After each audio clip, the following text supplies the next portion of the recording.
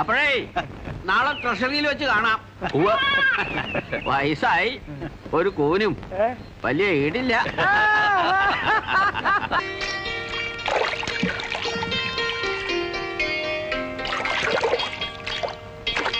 അല്ല ഇന്നെന്താ മാഷെ പതിവില്ലാണ്ട് ഒറ്റയ്ക്ക്? ട്രഷറിയിലേക്കാടോ.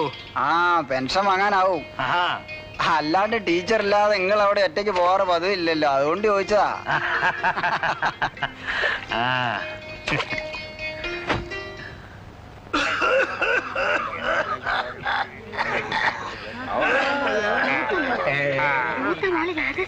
ശിവരാമണ്ണാര് പോയപ്പോ ഞാൻ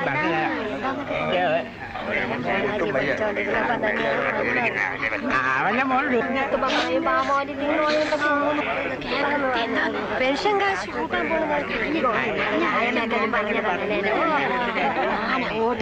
ഒന്നും വേണ്ടിയില്ല. ഞാൻ പറഞ്ഞപ്പോഴും അതുപോലെ തന്നെ നല്ല മെടുക്കണ്ട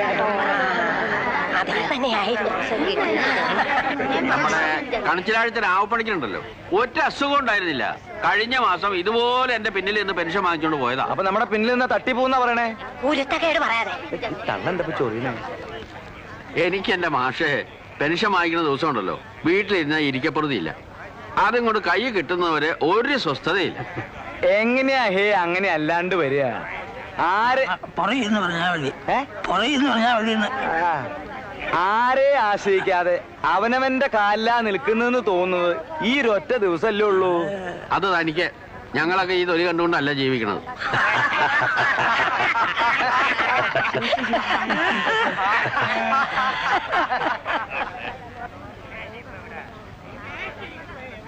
പെൻഷൻ കാശാവുമ്പോ പഴയ നോട്ടായാലും മതിയെന്നായിരിക്കും അല്ലേ?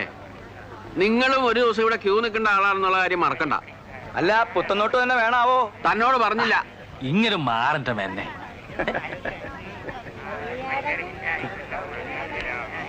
ടീച്ചർക്കും പെൻഷൻ ആയിട്ടോ? അതെയോ?